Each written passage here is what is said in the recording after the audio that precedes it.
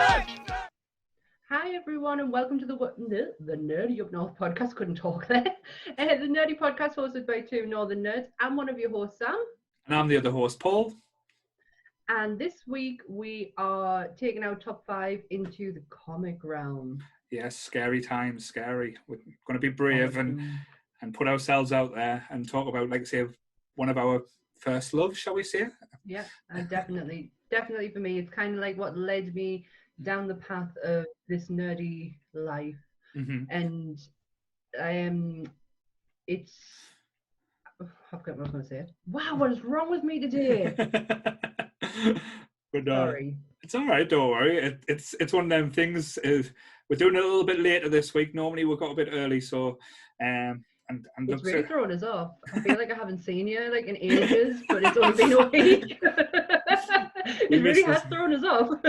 And we don't have any special guests this week, so no Kellys. We do miss you, Kelly. Oh, Kelly was so funny. Definitely have to have Kelly back on again because she really did like lighten everything up. Because I think this conversation this week might be slightly a bit on the grim side. Yeah, possibly. Yeah, because comics are not very typically bright. Especially in these era, I think when we go back to when my dad's age, it was very cartoony and very vibrant, and like I said, some of the artists and colours they used then were a lot different. There's a different palette, shall we say, especially from our age, like from the 80s, 90s, even to the early 2000s as well. A lot of the stories that were told are quite dark and menacing, which probably did why it attracted us both to the dark side. Essentially, yes. Yep. So as always, we pick our top 5s and we go through each one of them. We've got no news this week. And no news? No, we haven't really prepared news. I know there's been a few things that's kind of glistened out.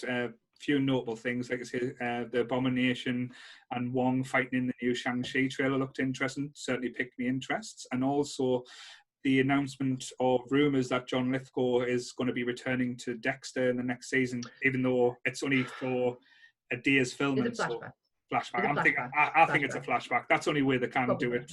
But that's a little bit exciting as well. But I can't really think of anything. I don't think I've heard. No, I haven't heard anything on the. I haven't had, because normally I get notifications of anything big coming out. The Lithgow is brilliant, but I was worried on how they were going to do it until I heard it could be flashbacks, and I was like, as long as it is, because then you've just taken away one of the greatest series.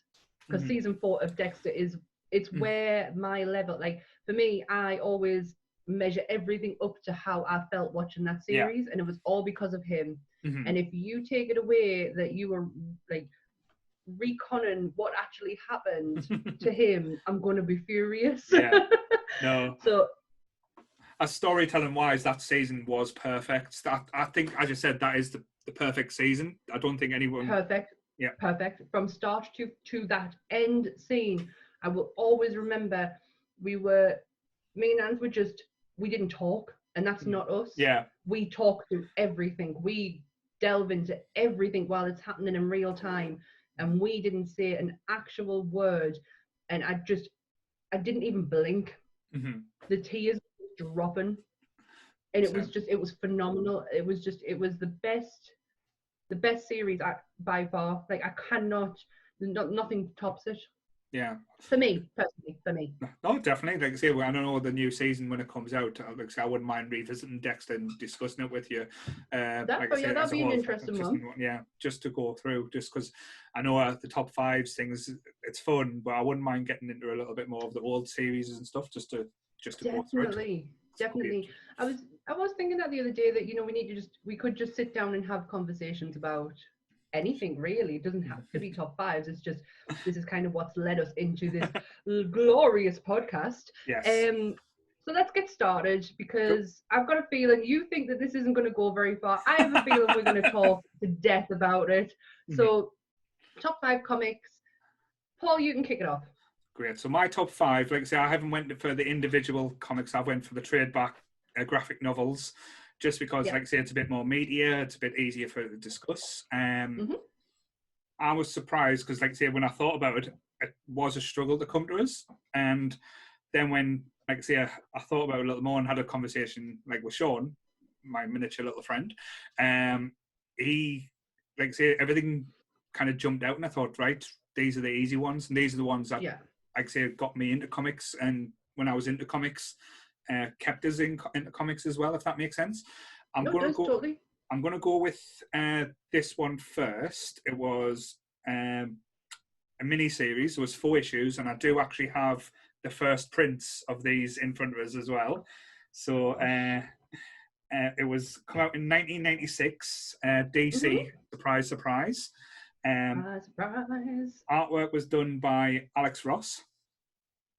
I love Alex's work. Yes, and I've recently just purchased all of Alex Ross's steel books for the Universal horror things, and they are absolutely beautiful as well. He's a phenomenal artist. If you go on Instagram and follow him, because you will not be disappointed. He posts regularly, multiple times a day, and he is fantastic. He makes superheroes seem real as well, and like his artworks, that it jumps out in the colours, like I say, the real colours, but done in a vibrant way. Which, when I saw the cover for this as well, because I've owned the graphic novel before I owned the first prints, I had to own it, and I'll show you them now. Yeah, Coming all 4. Kingdom Come. Kingdom Come. I have Kingdom Come, and I think I taught you about it. I'm like, I always pick it up. And I just cannot, for some reason, get into it to where I'm gripped. I don't know why. It's an interesting, and like I love the premise of it, how it's set in the future. It's not today's day of Superman. It's like all the superheroes that we love are aged, and some are a bit jaded, some are a bit like standoffish, some are downright just pissed off, shall we say. Basically, the premise of it is, like I said, it's narrated by I've forgotten his name now. I had his name. It's like Norman McKay. He's referred to as the narrator, where it's just this old bloke who just lives a normal life, and the Spectre visits him and gets him to witness the end of the world, like the apocalypse, due to, like, say, what happens in the future. Basically, and then gets to retell it, and he gets to make a choice at the end to try and stop from what is coming from happening, which was quite an interesting take. So it's like all these massive superheroes, superpowers like convulsion against it, and this normal human being gets to make the choice to try and avert it, which was quite a good premise. But like I said, basically it's set in the future where Superman's taken himself out of the world because he's jaded by it all, due to one of the big new superheroes called, I don't know if I'm pronouncing this, Magog, end up he doesn't have any qualms about killing, so he kills the Joker after the Joker has been on trial for mass murder for killing, like, say, Lois Lane and stuff, just to name a few. And then the whole premise of Superman going away is basically the trial of Magog and how he's found not guilty for killing the Joker, even though he did it in front of the world, because it said it was a mercy killing. So Superman went, I don't want to live in a world where someone who commits a crime, like, so blatantly, doesn't get punished. And then he decides, he gets brought back by Wonder Woman, who said, we need Superman, and that's where you get the black S, the S with the black in. And he's then trying to patrol and take over, like, kind of police the world, is in his vision. And again, Bruce, being Bruce, decides he doesn't like Superman's vision, so he gets a team against Superman's team, and they all kind of come to the end. And is it like DC's version of Civil War? Like, is that kind of, but when they're all old and stuff. All right, okay, old man Civil War. Old man Civil War, pretty much, yeah. But I'd say it's just interesting. Like, Alex Ross's artwork brings everything to life, like, so much. And like, when you go to visit Gotham, like, Bruce isn't patrolling anymore. He's got bat robots that's patrolling on his behalf, and he's like an episode. Yep, pretty much, yeah. Well, So Bruce did it first. I'm not giving Stark his premise for that.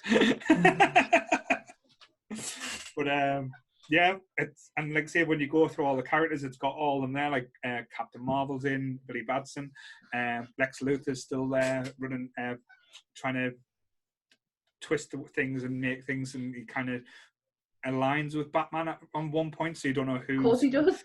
Of course he does. Anything to get at Superman. Of course he would. True, but without giving too much away, it is an interesting take, and for a graphic novel, if you're not really into comics and you want to dip your toe in it, it is an easy read, and it is beautifully like drawn. And I know Alex Ross has done other things, but to me, that's the first one. I got introduced to Alex Ross's artwork, and I was obsessed with it for a long time. It's brilliant. It's one of Ant's favourites. He absolutely loves it. Probably isn't taking much, because Ant is essentially the same as you, loves DC. Yes. Like you can see my collection and his collection. It's like half and half. So I do have a lot of DC that I can go to. It's just it wouldn't be my first choice. But it was a recommendation he gave us back in the early days, because he said it is something you don't need to know too much about it. Like, you know the basics. As long as you know all the basics and who people are. And if you don't, you'll find out who they are along the way. You don't really have to concern yourself with knowing everything. So yeah, but I constantly pick it up. It's like Secret Invasion. I constantly pick it up. I read the first part and then I'm like, oh, okay, I'm done. And I put it down and then I forget about it, and then I'll go through the cycle again. Yeah, I do it quite regularly. And that's going to sound really strange, but it was a little bit like Where's Wally as well, because you're going through it and you're spotting all the different old the heroes that once were in the age. It's like the Flash is now morphed into like a being that's moving too fast, so he can't stay still ever. And he's like, one of the pictures that I love of Alex Ross is the Flash is like kind of in two forms, like, because he's moving that fast. It's like the frames like kind of merging together, but like when you go through all the who's of, like, say, of the DC universe is in it at some point, and like even like the children of the Joker, or like people who've said, "Oh, I love Catwoman," so it's just basing their outfit on Catwoman and stuff like that. It's just, like I say, as you said, for someone that, if you don't know too much about comics, it's easy to pick up, and you don't have to basically know too much about it to enjoy it. Yeah, I totally get that. I think like a lot of mine are like that, where if you've not read a comic book, you could quite simply just pick this, what I did.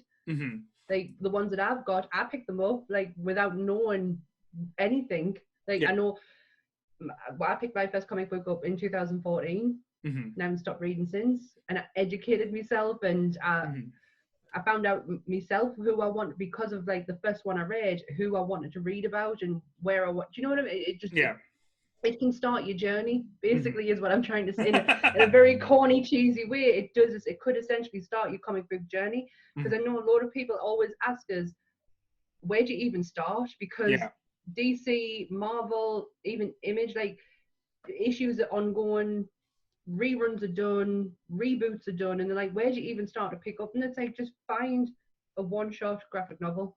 100% agree. And you take it from there where you want to go, because that's how I did it. There you go. There's a bit of education for you. So there's my first pick. So Kingdom Come. Nice one to ease us in there. Who wrote Kingdom Come? Did Alex write it, or did he just draw it? I think it was Mark Waid. Oh, really? Yeah, so Mark Waid and Alex Ross on the covers. Like I say, I didn't even think about, like I say, the writers. I know you probably geek out about. Oh yeah, I'm more the writer side. Where I just like how pretty things look. But yeah. See, that's what I found hard when I was reviewing comics, because I look at the writing style, and I wasn't essentially looking at the art style. And when I was looking and trying to like research how to review a comic book, everyone focused more on the art. So I had to start learning how to describe what I was looking at. But I think that's it has given us a whole new like look on it, because I always just look at the writing style. I'm looking at the script, because for me at the time, the script was taking us through the story, but essentially it's everything else going on around it. But I think that's why me and you get on so well, especially when we start doing things like this, because of our different backgrounds. Like your background has always been the creative writing, like say, and your opinion. Where, like say, I've always been like, well, it used to be a graphic designer and designing aspect. I visually pick things before, like I say, read them. Like I say, the stories do mean a lot to us when you get down to it, but it has to grasp us visually first for us to then want to. Definitely, because once I understood what I was looking at is not just a person moving from point A to point B, it changes how you perceive your comics going forward. Like at the moment I'm reading, and this is not on my list, this is just part of my reading list at the moment, is the Marvel's brought out a new Beta Ray Bill series. Right, okay. And it is absolutely stunning, the artwork in it, because Beta Ray Bill is horsey lizard kind of looking. Like he's not the most attractive, like he's strong. And if we could get a version of him in the MCU, that would be incredible. But he is going to be in Love and Thunder. Oh, is he? Yes, he's been announced. I don't know who's playing him, but they have said that Beta Ray is going to be in Love and Thunder. Oh my God, I did not know that. I'm so happy. This series has given us a whole new love of Beta Ray Bill, and I am broken reading it, because he's had his whole armor, because he's armored suited. His face is hidden by armor, and he's lost it.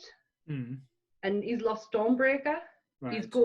He's going through what Thor did in the MCU when he lost. I can't say it. Menu.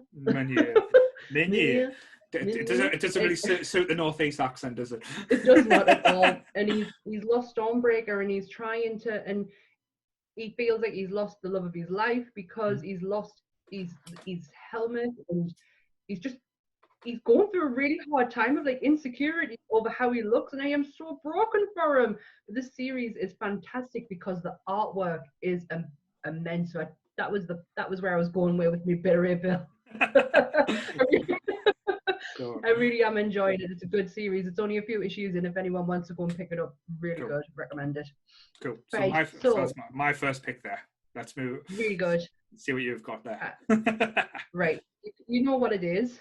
It was the first comic book I ever read, and I had to be honest with myself in this. I could have been really smart and clever, and like I've said to you before we started recording, I could have been smart and clever and getting all me old, like the independent stuff out and be like, yeah, look at me, I'm so sophisticated. But no, what I am is going to be honest. Yeah. It was released. Oh God, I did not get the date of it. So sorry for that. It was written by Mark Miller, and this artwork was done by Steve McNiven, and it is Old Man Logan. For anyone watching on YouTube, you will see it pop up right now. This book means the absolute world to us, like the world to us. I was in a very, very dark place. I needed something to distract us. Video games was a big part of it, and picking this book up led us down a path I didn't know I was going to go on. And I owe everything. It sounds ridiculous, but no, it's quite because people would say the same about a song, although it says stuff about a book. So why shouldn't people feel that way about comics? It's just the story is phenomenal, and I wanted to write notes on it, but it's really hard to pinpoint stuff within this book of what's your best part. And so I thought I'll do a little story time, and I'm going to read the actual. I guess it's kind of the synopsis. So if you're not a comic book reader, Mark Miller is the guy who wrote Civil War. And it is from the creators who brought you Civil War comes the greatest Wolverine adventure of all time. They were not wrong. A future world savage, and really should have thought about this before I decided to read it, because I can't read it this one. Savaged and surrendered by its worst supervillains, the United States ain't what it used to be. Its geographical boundaries morbidly remapped as the prize winners of a war of bad guys who won. Its people wasted away, negligent, and the new evil overlords. So basically, the world of the United States is split into three. Mm-hmm. And it actually gives you a map of it at some point in the book, because it's like you've got the Hulks on one side, Mm-hmm. you've got Doom on the other, and I think it's Kingpin on what, there it is, and Kingpin on the other side. So it's the Kingdom of the Kingpin, the Hulk Land, and Doom's Lair, and the President's Quarter. Mm-hmm. And it's all split into the bad guys, and it is a wasteland. It's very almost like Mad Max style. Yeah. Green is not. I was going to say that I was going to say it did have very Mad Max feels to it when you're even when you're reading it. It was the comic book. I know Wolverine's had loads of interesting stories through the years, but that's the one that humanizes him the most. 100%. It's a lot, like, obviously the title gives it that it's Old Man Logan, and he's an older man he's gone through some shit. He has gone through a lot of shit, and he doesn't give it away. Like, you see little flashbacks of when he was younger, but it's not enough to make you realize what he's actually gone through. You just know that something's happened, but he's living in like a barren wasteland. He's got a wife, he's got kids, he's trying his best to survive, just day to day. And he's a Hawkeye, bloody Hawkeye, who's now blind, who is one of the standout characters of this. He is the biggest dickhead walking, but he is so funny, and kind of brings Wolverine back. Not back, but he needs his help. Wolverine kind of feels obliged. And I think something happens to his wife and kids. It's been a very long time since I've read this book. And the twist at the end, I don't want to spoil it for anyone, but you find out, like, as to what happened to Wolverine and why he's the way he is, and everything from that night has an effect on him today, and it is heartbreaking. And that was the moment I was like, I've just been captured by a comic book. Like, I could not conceive in my brain, like, that was unreal. And it just started a love affair, not just for Marvel, but just like comics in general. I honestly, I've got so much love for this book. I had to put it on there. I wouldn't have been honest with myself. I probably, anytime I have a chance to talk about comic books, it's the first one I'll bring up, because it's the driving force of everything else I read. I love it. It's weird though. I know what you get, and I know how you feel. Like, say, I've read comics from an early age, even from like when my dad got his Beano and the Dandy and stuff, because them were British comics in a way. Like I say, you can't help but love them. And like I say, the artwork, as you said, and like I say, then going from like the Beano to to basically Spider-Man to X-Men, and then as you learn, there's so many offshoots and stuff like that. I think people are going to laugh at me when we start talking about the choices, because not to give spoilers where all mine are going to be DC, and I'm not sponsored by DC, even though it might sound that way. But the ones I read when I was younger don't have as much impact on us as the ones I've read now, if that makes sense. Because I think I get them more, I understand them more. The storytelling's a lot different as well. It's not, everything's not over. If you've read a book from the 60s and 70s, like Marvel, for example, if you go and read Doctor Strange, you go and read the Madness, the Love Madness ones, or whatever. I cannot. Sorcerer Supreme and stuff like that. Yeah, if you go and read them, all the old ones, they are incredibly detailed in every movement. You know their thought process because they are telling you what it is. The dialogue explains more than what you needed to. Now you don't need to, because you can put what your interpretation on what you think that character's going through, and it's better. I think it's just better storytelling. It doesn't. They don't need to overcomplicate what's already there, and that probably just goes back to great artwork as well. Like, very much so. So there we go. My number one pick. Cool, very good. Like I say, I do, like, as I said, going back to the Old Man Logan, it's such an interesting take, and like I say, it's interesting that our first two picks isn't superheroes in the prime. Yeah, If you thought. definitely. Oh yeah, I didn't plan it this way. I had to make sure that one was out there first. And if you like, with regards to the film, the Old Man Logan film, I am not mad that they used that name, even though, and it did actually have some aspects of that Old Man comic. Logan. It just, yeah, and also all new, all different Marvel. Their event that they had probably, I think, about 2016, maybe 17. They did bring out another version of Old Man. It was a follow-on story. I read a few issues of it. It didn't get us. I didn't get us in the feels like I was expecting it to. I thought, oh, great, a continuation. It just didn't hit us. The film didn't bother us. I really enjoyed the film, actually, apart from, I think we've talked about this before, the swearing aspect of it. That spoke to me. It's funny enough talking about swearing when me and you are probably notorious for it now. I am the worst. I have a horrible mouth, and I understand that, but I don't expect Professor X to have the same vocabulary. True. Exactly. Very, very much so. But yes. Gonna move on to number 2. Cool. So, let's have a look. So this one was a 13-issue run. So again, it's only a mini series again, but there was 13 issues.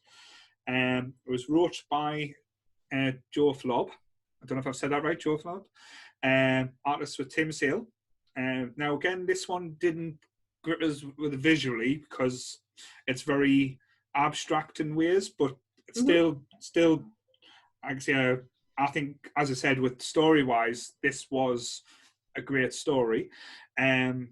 It is a Batman title, which you probably has already guessed by now. Of course it did have the rogue gallery of members. I'll just name a few. Well, name a few of the members that's in it. So starting off, it had Calderman, it had Maroni and Falcone, Two-Face, Scarecrow, the Joker, the Mad Hatter, Poison Ivy, Riddler, Catwoman, and again, Two-Face and Harvey Dent. So it came out, just getting the right date, 1996 to 1997. It was The Long Halloween. Batman The Long Halloween. You were going down that way. I just couldn't remember what it was called. This is one that is on my list, but I want the full thing. I don't want to get it individually. I want the full thing. I did actually own the first prints, but I did sell them not too long ago because I'll be honest, the prices did shoot up a few years ago, so I did make a tidy little profit there, not going to lie. Very clever when it comes to things like that, I must say. But I wish I kept it a bit more because it's shot up in price recently with the Robert Pattinson, because apparently they are using the story of The Long Halloween as basis to the new Robert Pattinson Batman. Basically, the tone of the film is there's a mysterious not of the comic. It's a basically every holiday there is a murder. So every big Valentine's Day, St. Patrick's Day, Halloween, Christmas, there's a new murder by this new killer that's going about, and Batman's doing his best to try and negotiate and see who it is. That's why he's going through all the rogue gallery to try and find out who is committing these crimes. And like he goes to Candyman, who's locked up in Arkham Asylum, trying to get clues, and everyone's playing him against each other. It's just quite an interesting tale, and it's the first time in my eyes, we're from reading Batman, because a lot of it's all about the action. This is more to do with the detective side, and it's quite interesting to see, or read, shall we say, I keep saying see, how it was based. And I know they did use elements of this story when it came to, like I say, the Batman Begins film. I know they shifted completely away from it, but they did use small elements of it with, like I say, the crime families and how the crime families operated and stuff. A lot of it wasn't. You don't see a lot of that in some Batman things, do you? Like that the mob is there. When you think of Batman, you think of his rogue gallery of the Joker, the Penguin, Two-Face. Your unusual characters. You don't really think like the normal human beings, the mob, are really there within that universe. But it does tell you the origin story of Two-Face as part of this as well. So again, it's quite an interesting read, especially if you're a novice to Batman and looking as a jumping off point to start reading about Batman comics. This one is a perfect one because you don't need to know what's went on before. You don't even need to know what's on after. It's just a set-alone story that's based in this 13 issue, or like I said, this graphic novel. And it was quite a long one as well, like quite a thick one. I know recently as well they've just done the animated movie with Jensen Ackles playing Batman in it. That's where DC gets me good, is their animated films. They are absolutely superb. Well, so I'm looking forward to watching that. They've broken up in 2 parts as well, because it, as I said, the comic is quite a long one. So yeah, part 1's just came out, and again, so around about the same time, I read 2 Batman comics simultaneously. It was this and Hush. Now, I loved Hush. This one, good, this is better in my eyes. People can argue or say I'm wrong, but I love this. And again, with Batman and how it works, there is a twist at the end, which I'll not spoil. And it's quite an interesting one. And one you pretty much don't see. Well, I didn't see coming, so it kind of surprised us. But yes, The Long Halloween, I would always recommend it. Anyone who wants to read DC or Batman at its best, that in my eyes is one of the best comics there. Isn't it perfect though with Batman that you don't have to have anything that you jump into with them didn't have it before, so you don't. There's nothing you could literally you could jump into any one of Batman's stories, and you don't have to know the ins and outs of everything. I always thought that was perfect about Batman, because the story is you get to find out everything as you go along anyway. Yeah, I think with Batman as well, it's that ingrained in pop culture now. Everyone knows what happens to his parents, even if you're not a comic book fan. Yeah. You know his parents were shot in an alleyway.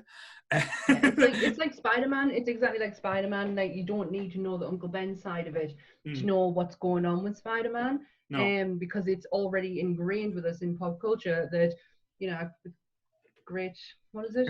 With great power comes great responsibility. I can't. My brain is like absolute mush today. With great power comes great responsibility. Is it great power comes great responsibility? So yeah, we're talking about comics and we can't even say it right. We can't even say it. Oh my gosh. Yeah. But you're the Marvel girl, so I'll walk away from that one. Okay. Yeah, you can. I'll take the slack for that one. I do want to read it, but like I said, I want it all in one go. I loved Hush, and I only read Hush last year when and I always try and find when I'm buying comics, when I have because I go through phases with comics, I get really into it again, and then I kind of pull back again. I'm always do, but I'm at a point now where I hate picking up individual issues.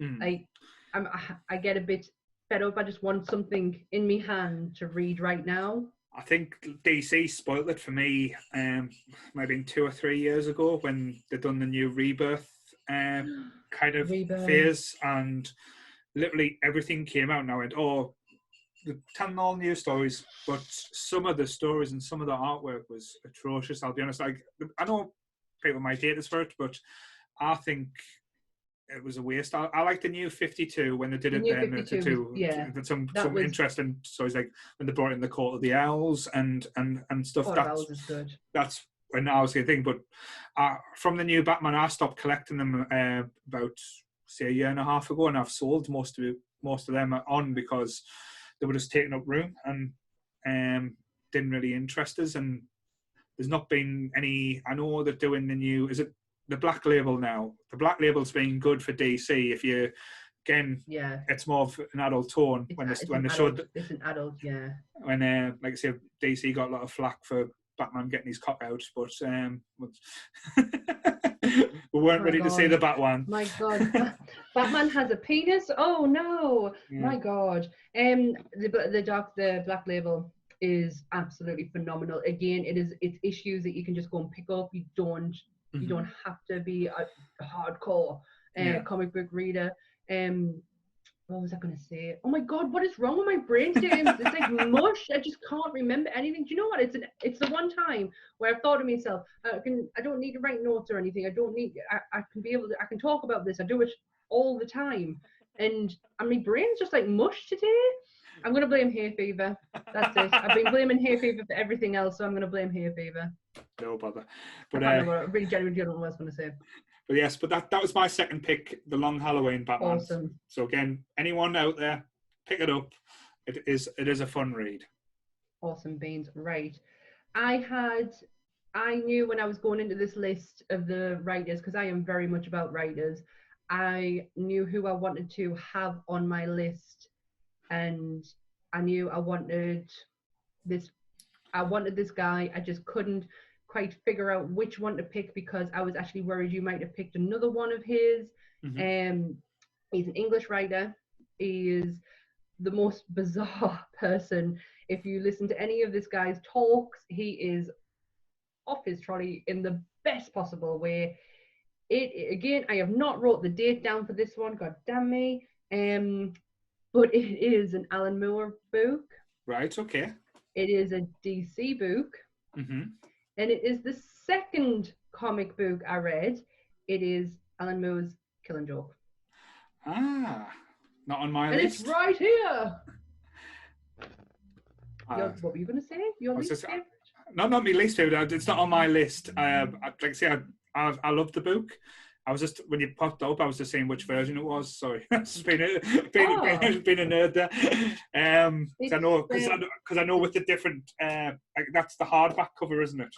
Yeah, I didn't realize there was different versions of it. I always Google. Did not know that. Yeah, I've had this for a while. Yeah, when you look at the Killing Joke, normally like if it's a soft cover, that was all. The writing was done in different colours depending on which printing it was.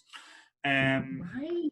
So yeah, I had a water damaged first print, but again, it didn't really fit into, like I say, because it's too thick to frame and it doesn't really sit like unless it in a pile. And if you've got a first print, you don't really want it to sit like lying around type thing. Oh, definitely not. But yes, definitely not. It was very dark. This one. This was it's Alan Moore, so it's going to be dark. Yeah, Alan is Alan's work. Like his work really is. He's. I think I read in an interview once, and anyone can correct this. Maybe I might be wrong on this, but he didn't really want to write for DC. I don't think he wanted to write for anyone. He has such an opinion, doesn't he? He's such an angry wizard. I would describe him as an angry wizard. He is. But Killing Joke is it's essentially his interpretation of the Joker's origin, because I don't think there is a Joker origin, like really. I just think this is Alan Moore's take on origin of the Joker. And I think I've mentioned this on the podcast before, but if you want to understand the Killing Joke and what it means, not what it means, but like the ending of it, Grant Morrison says it perfectly on a Kevin Smith podcast. It's a 4-hour-long podcast, by the way, but Grant Morrison is probably one of the most interesting people. I always said he was my spirit animal because he is so interesting to talk about. And when he said that about the Killing Joke, because I'm going to spoil this one because in order for us to talk about this bit, but at the end, there's the whole thing of Batman and the Joker. They're going through the same process like they always do, and the Joker like kind of is, we're always going to do this dance together. I'm going to do something bad, you're going to try and kill me, but guess what, you'll not, because you won't kill us, and we will just do this forever and ever and ever. And at the end he tells a joke and they're both laughing at this joke, and then the kind of the panels disappear from them two and you see their laughing bubbles, and then one laughing bubble only remains, and it's Batman's. Yeah. And Grant Morrison was like, because the people didn't know how to interpret it, and Grant Morrison was like, well, he killed him.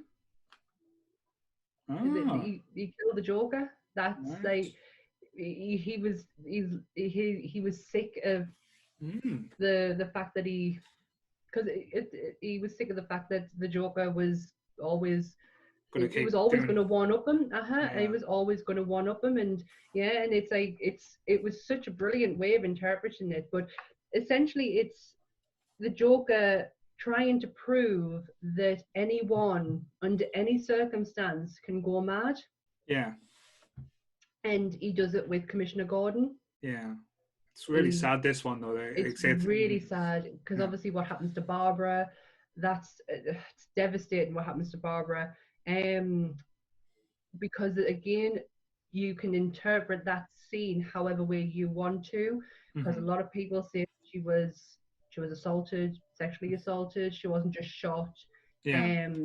But that's, again, it's similar to like some of the old horror films we used to watch. It was stuff that you didn't see and you used to imagine and think about that kind of affected you more. So definitely. Yeah. And he obviously he's taken Barbara in the way that he does, and then he kidnaps the commissioner and he puts him through like a fun house of terror to try and get that mental break in him. And it doesn't work the way that he intended it, because Jim's a lot more stronger than what he was, because I think he's trying to understand where his mental break come from.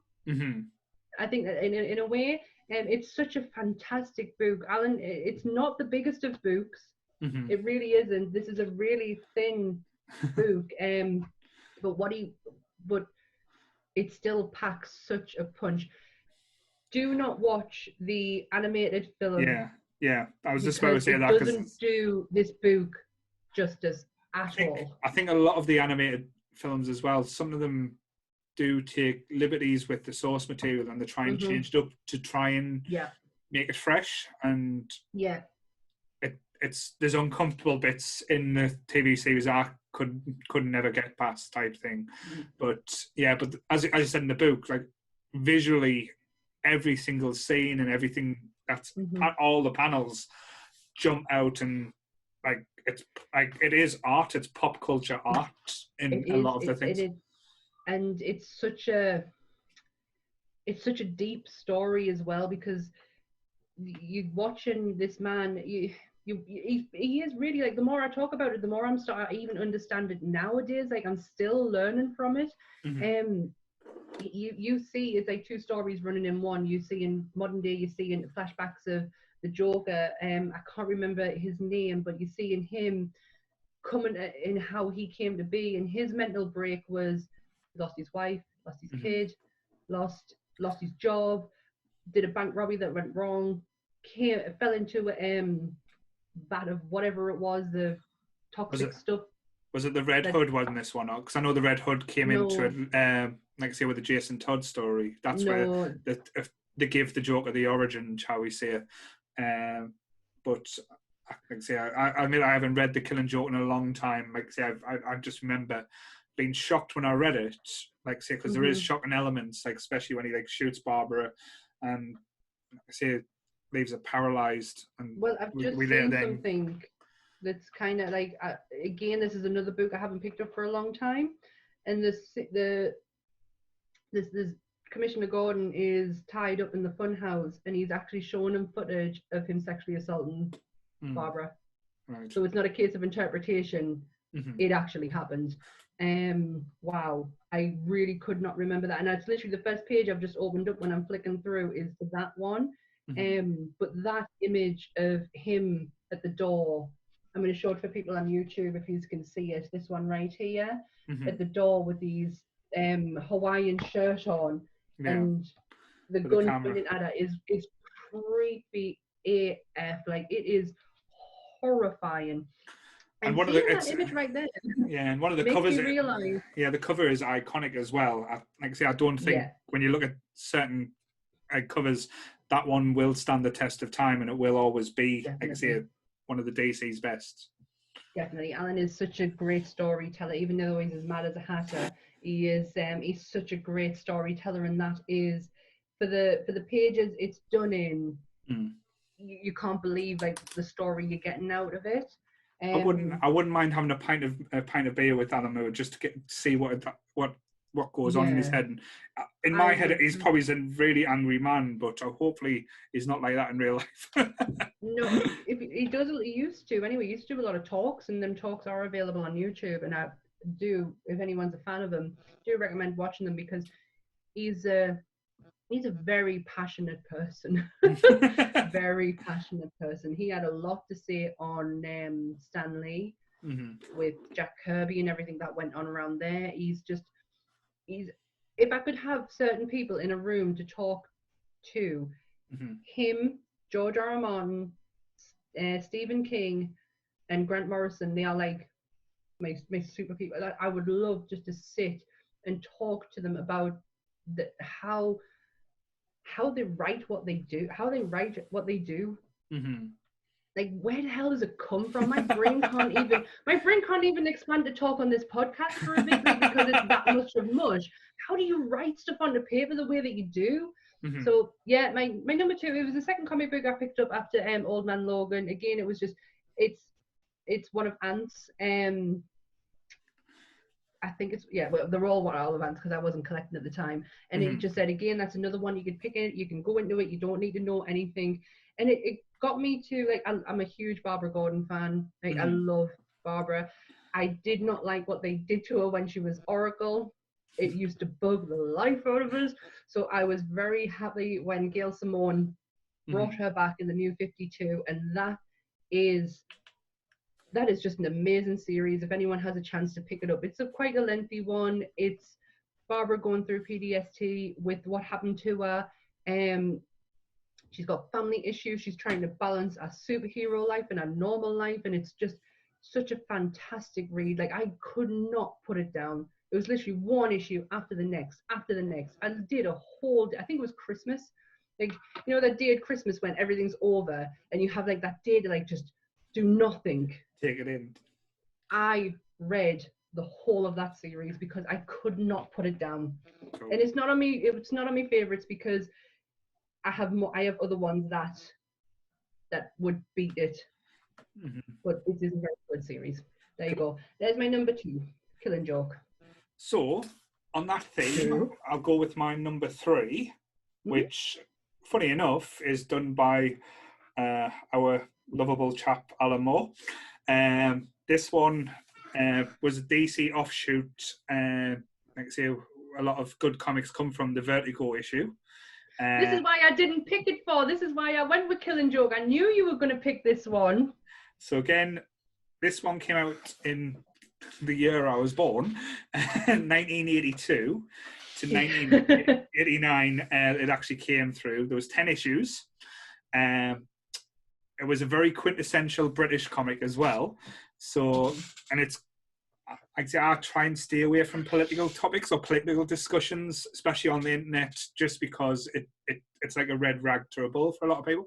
But to me, this is a very political comic that still resonates today with a lot of the things it does touch on. It touches on like Christianity, homophobia, like say how governments police you and oversaturation. A lot of people didn't like the film because due to someone's accent. But to be fair, I didn't mind the film. I quite enjoyed it. I love the comic, but I've watched the film many times and I always think it's a good film. Guy Fawkes was a big inspiration in this, and it was V for Vendetta, which visually... I'm sorry, I'm gonna swear for that, but I fucking love this book. It was, and I didn't, when I was thinking of me, Alan Moore was like, I was thinking of Watchmen, V for Vendetta, From Hell, and I was like, oh, and also one of Alan's very raunchy one called, I think it's called The Lost Girls. If anyone gets a copy of The Lost Girls, don't have a child about or your parents, because it is the most filthy. It's practically porn in a comic, but Alan does it so well. It's brilliant. And I was thinking which one to pick, and I knew you would either go V for Vendetta or Watchmen, so I thought I'll play it safe and I'll go for Killing Joke. I love this book. I cried multiple times through this book, and the one thing that really got me more than anything is you haven't even gotten into the story yet. Alan gives you an actual note of his thought process while writing V for Vendetta. and he explains. I think he did this in case, like, for time, like, you have to understand how England was at the time and why I wrote this. It was going through Thatcherism and stuff like that, wasn't it? So, and it was and it was explaining that, you know, at the time of writing, and he like give a date and said Margaret Thatcher was on the verge of bringing in gay concentration camps. Like, it was just terrifying. It got me so badly. So you have that in your head before you've even started the book. Phenomenal, absolutely phenomenal. Like, see, that's when DC were like the offshoot, which was like Vertigo, were doing edgy type of titles and things that were off the wall type thing.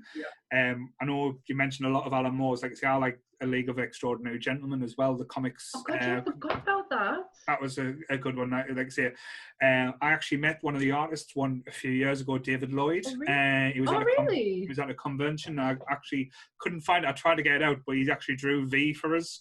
And signed it to Paul. Oh, wow. I think it's under the bed in one of the storage things I've got. But like I say, I still remember this. It just because, like, when you pick it up, you think, oh, it looks like a cheesy Guy Fawkes rip off. Just by looking at the cover, and it's striking cover, and the character V is so interesting.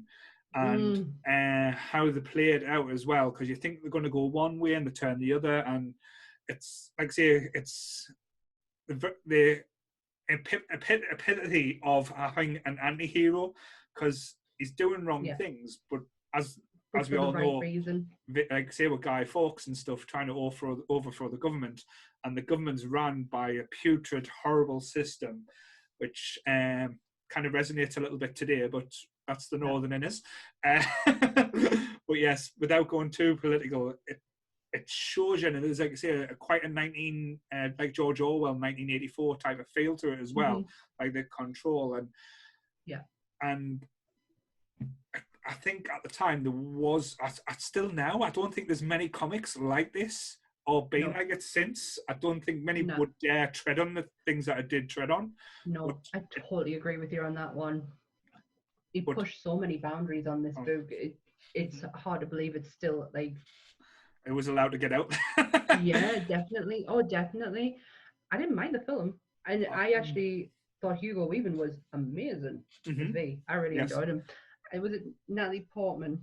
Natalie Portman's accent was doing a best Dick Van Dyke portrayal. Yeah, she was so much better than Keanu Reeves in Bram Stoker's Dracula. So always, if you are looking for really bad accents and you're like kind of trying to weird out, Keanu will always win the worst accent ever, because that is awful. But, awful. True, but yeah, like I say, I've owned it multiple times in copies. Just because, as I say, I give it away. If someone wants to read a comic, and as I said, without being like wanting to go down the same superhero route, it is a standalone. Like no other. And again, I'm one of them where I'm so happy that they haven't tried to like spin off from it or to do any sequels or do any others. As a standalone, it's done in the way it is. It doesn't need anything extra, because it kind of finishes the story, and you think, right, I'm happy with the way that's been done. I'm happy. Yeah, I don't need this to go any further. I'm surprised that they haven't done a TV series, to be honest. I'm really surprised at that, just with the day and age of television, and you know, television can be better than movies at times. Like, look how excited we are over MCU bringing television into it. And I always assumed at some point we would have a V for Vendetta TV series. I think if Alan Moore had anything to say about it, we wouldn't see it ever again on the big screen or small screen, because he hates every adaptation done of his work. To some degrees, I don't blame him, because there has been a few missteps with his work. I know, like I say, The League of Extraordinary Gentlemen I've watched again recently. I really enjoyed it. If you watch it again, I haven't watched it for a while. Yeah, when you think of the source material and like the characters he uses, that's one thing Alan Moore does well, and it brings life to characters that you shouldn't really like, if that makes sense. Yeah, and you enjoy it and you feel it, but yeah, That's my number 3 pick, V for Vendetta. That's perfect. Alan's he's such an amazing storyteller. I actually wrote an article about him many years ago and had to do some deep research. The man is just he's not just comics, just storytelling. Like he used to write for oh god, there's going to be people out there who like I'm going to get it wrong, so I'm not going to say it. But he was a really interesting person, brought up in very similar backgrounds to our lives, like from the Northeast. Yeah. Even though he's not from the Northeast, but it's very similar. He wasn't working class type thing. Yeah. Yes. And he's just a really interesting person, and he brings the darkness, yet not too dark, into his stories. Like, you're not depressed when you're reading them. It's not depressing as much as it's upsetting. It was when I cried over V for Vendetta, it was angry tears.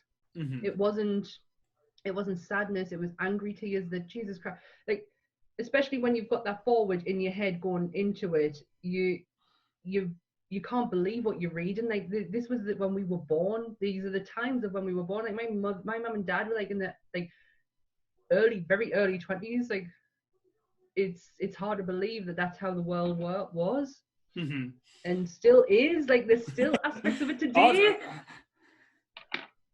My God, it's such a good pick, but it is such a difficult one to talk about without getting angry, without upsetting people. But it is one to go and read. I couldn't recommend it enough. You need if you're gonna experience Alan Moore, experience it through this book, or From Hell, because that is phenomenal. And Carolyn, you will get your copy back of From Hell very soon. It's been sitting on my bookshelf for God knows how many years now. But yeah, that's a good choice. Right, my third one is I used to call it my Everest, because it was the book that, again, just like Kingdom Come, like Secret Invasion, I picked it up, I started it, I put it back down again. It was released in 1991. The story was done by Jim Starlin. The artwork was done by the amazing George Perez and Ron Lin. It is part of the MCU story, but obviously it's where the source material comes from. It is the Infinity Gauntlet. The Infinity Gauntlet. Right, here okay. The cover right here. Yes. So YouTube people. It is... I don't even know where to start. I think when we were getting close to Endgame, and not Endgame, but Infinity Wars and Endgame, I was like, right, you need to know your shit before you go into this. So it is. I'll say it is a mindfuck of a comic. There's bits in it that doesn't make any sense at all, and this is what I was talking about when it comes down to overcomplicating your book. Now, this is the first page for you on YouTube. Where's my camera? God. Look at how detailed that is. And it doesn't stop there. The artwork is just absolutely, like, it overpowers what you are reading, because there is so much to take in. But the story is obviously where the Infinity Saga of the MCU comes from, but in a very, very different way. Yeah, they change it up where Thanos isn't wanting to balance. He's trying to impress Death, isn't he? He's trying to court Death. He's trying to win his lady love Death back by saying, "Look at the power I've got in this gauntlet." Like giving it Yep. She is zero impressed by all of it. So there is similarities in the MCU. You've got the Hulk being thrown down from the New Asgard to warn Doctor Strange that Thanos is coming. And in actual fact, it was the Silver Surfer who got flung into flung out of the universe into Doctor Strange's arms. And Supreme, yes, and Supreme, sorry. Yeah, and he was the one who who get it. Adam Warlock is a huge part of this book, which is why I thought when we saw him in Guardians of the Galaxy 2, I was like, oh, yeah, we're going to see Adam. And then I kept thinking, how are they going to bring Adam in to save the day? But pretty much they used Carol Danvers for the kind of that type of aspect in this. So that power. Yeah. That power, because you needed that power in order to defeat him, because in that, you are looking at, you may have gods and super powered people, but it's power. That's what the Infinity Gauntlet is. It is just all encompassing power, and you need a Adam Warlock or a Carol Danvers. You need someone of that strength in order to come in and make that impact. I just really wish it was Adam. Yeah, there was a lot of shocks in this comic as well, like things that you don't like. I know Nebula played a bigger part in the comic than she ever did in the films, but the whole. But I did like on Endgame, you had a lot of Nebula within and I thought that was quite a nice nod to how impactful Nebula actually is in Infinity Gauntlet. Yeah, I did like that. And the standout panel, the standout page for me, again, I've never been a big comic. This is where I'd probably differ in opinion. I love him in the movies. Never really liked him in the comics. Was Captain America, but when he stands in front of Thanos and that big speech he gives about, as long as one man stands in front of you, you'll never truly win. You'll never. I can't. You'll probably read it because you're there, and Thanos doesn't even say anything. He just snaps his neck.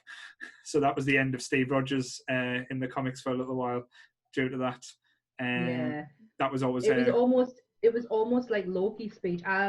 Loki's speech when he says "You'll never be a god," and he breaks Loki's neck. Yeah.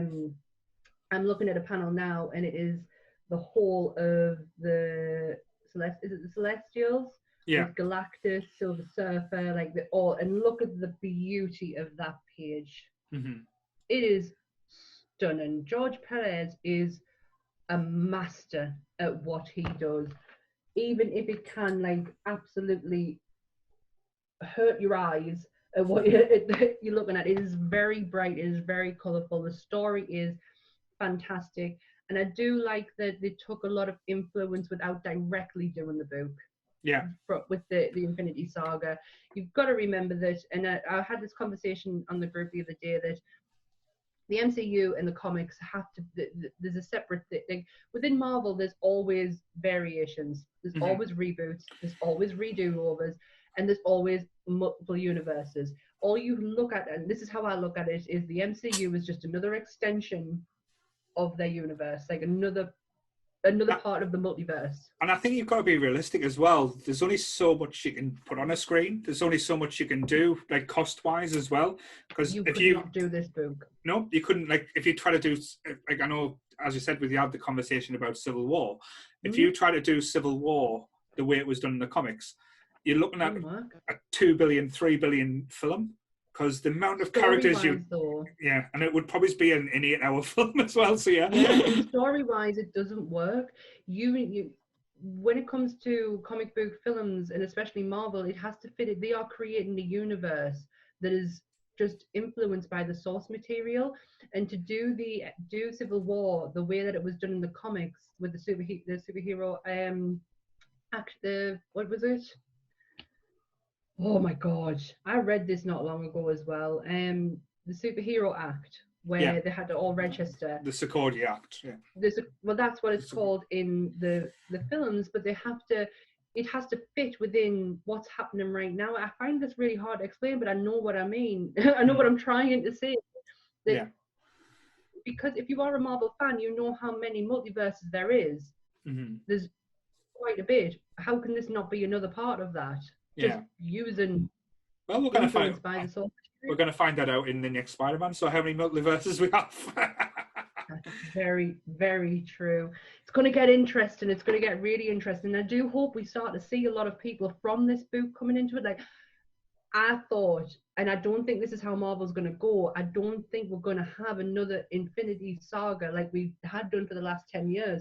I think we're going to have I think we're going to have a lot of another films leading up to something, but not in the same sense as how it was Yeah. with the Infinity Saga. We had a discussion about that earlier. I said, like I say, I don't think we're going to get another Avengers film for a long time. The next thing that they're building up for is going to be, in my mind, it will be the Thunderbolts, with all the characters that's supposed to be coming in. But again, all power to it, because to be honest, we've had 3.5 Marvel, 4.5 Avengers films now. Because to be fair, Civil War was Avengers 1.0 or something, but it's just keep it fresh though as well, because you could just keep churning out Avengers films. And oh my god, absolutely. I heard we need. I just don't think we're going to have the magnitude and the build up of what we did with Infinity Gauntlet for a while. But what I really would love to see is Galactus being brought into the Marvel Cinematic Universe, because he is an interesting soul, and I would love to see more of him. When it comes to the likes of Galactus, I don't know where to start. When it comes to reading, like it's very hard just to jump into something that he's in. He's like Doctor Strange. Up until recently, Doctor Strange was very hard to find a series on if you weren't wanting to read the early ones, because he was always just a side character who just jumped into things. He didn't have his own series. It was only in 2015 when Marvel brought out a first issue of Doctor Strange, and it was phenomenal. I really enjoy. It's one of my go-tos if you want to understand Stephen, because he explains it perfectly within the first few panels what his life is actually like, and it's so good. But Infinity Gauntlet is up there because I remember how I felt when I finished. I honestly felt like I'd climbed Everest, because I finished my book. Yeah. That I'd been putting off, and it just reminds us that I should persevere. And I think as well, you probably do have that feeling towards it because you relate it back to, like I say, the films that you've seen as well, because it is quite close. Well, it is big changes in parts, but it does have the feel and at times the look of the MCU to it as well. But again, great choice. I would never knock it. It's, as you said, it's an individual one that I've read a few times. Again, it's not an easy read, but you do feel like it's strange, because the way I would describe it, it's in like 3 parts. The beginning, brilliant. The middle bit, you don't know what the fuck's going on, and at the end, and it kind of winds it up perfectly and finishes it nicely. It's just the middle bit kind of loses it for me personally. Again, it might be down to, like, I might not have got it as much, but that's the bit I struggled with. I found it.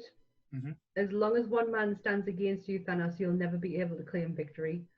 Noble sentiments from one who is about to die. Snap. That's it. And then it's Silver Surfer coming in with an Adam telling him to stop. I honestly thought we would have had Adam coming into it, but I understand why they didn't, because it would have meant that we would have needed his own, but you would have had to have that introduction like they did with Carol. I do like that we have Carol, and people might be very shocked that she is actually not on my list. I couldn't decide when it came down to the writer of one of my picks, and I picked something different. I didn't go with Carol. Cool. Didn't do it. So that's my number 3. Let's move on to your number 4. Cool. So I'm going to start this with a quote from the book.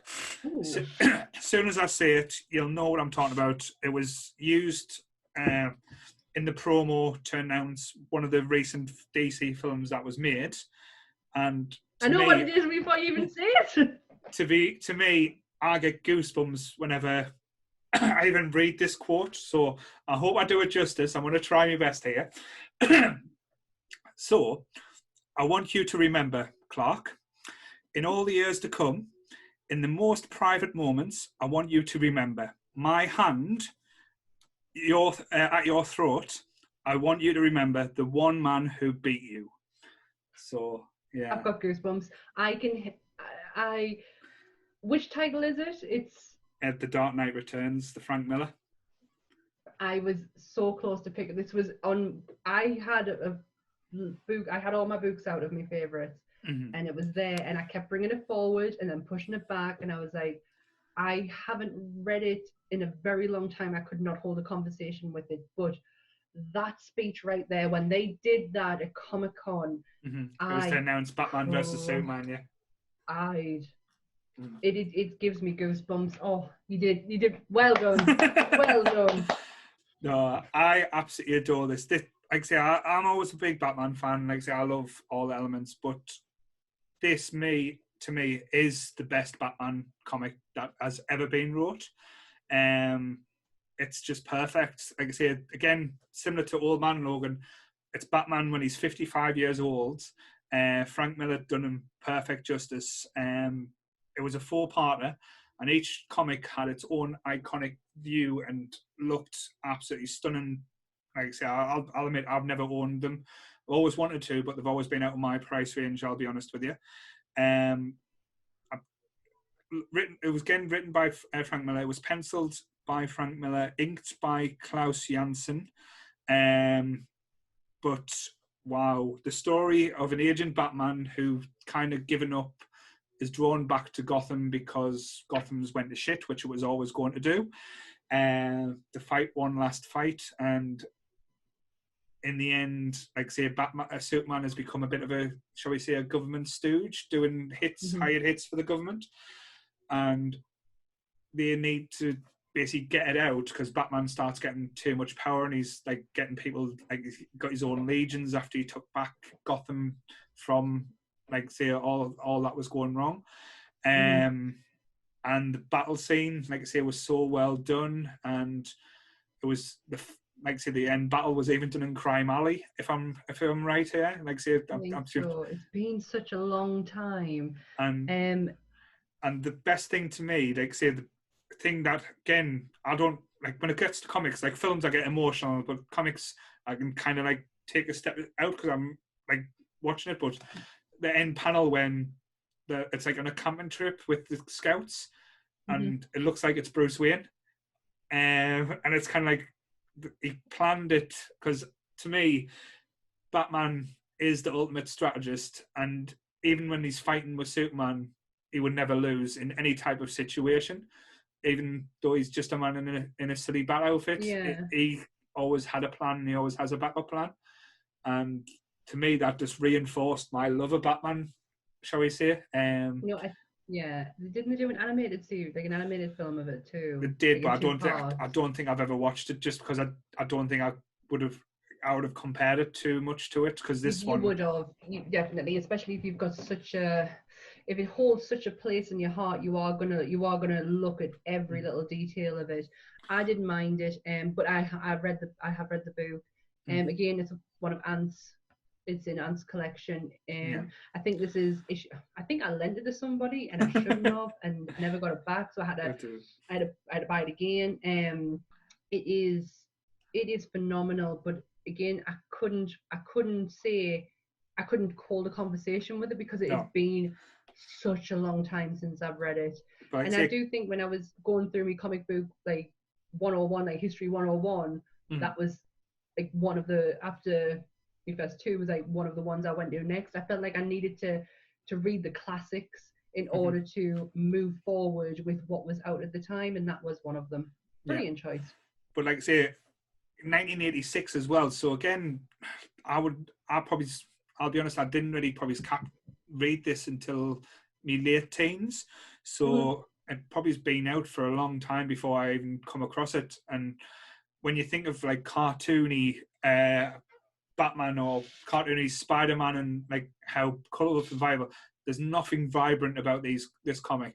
There's nothing, I would say, art-wise, it's basic at best at times. Yeah. But that's, Frank Miller's style. Way of doing that. Like say similar with Sin City and stuff, which it does have a similar look, but I was thinking more of Daredevil. Like Daredevil's quite the same because he's the only bright colour that you have there is his red suit. And everything else it just mirrors the shit that is going on around him, and the darkness that like what he would see. He's kind of the only bright part. Frank is is amazing. I don't think I appreciate Frank as much as what I probably should do. Yeah, 100%. Like I say, some of the comics he's done, when you think back, so we've had discussions about comic book films as well.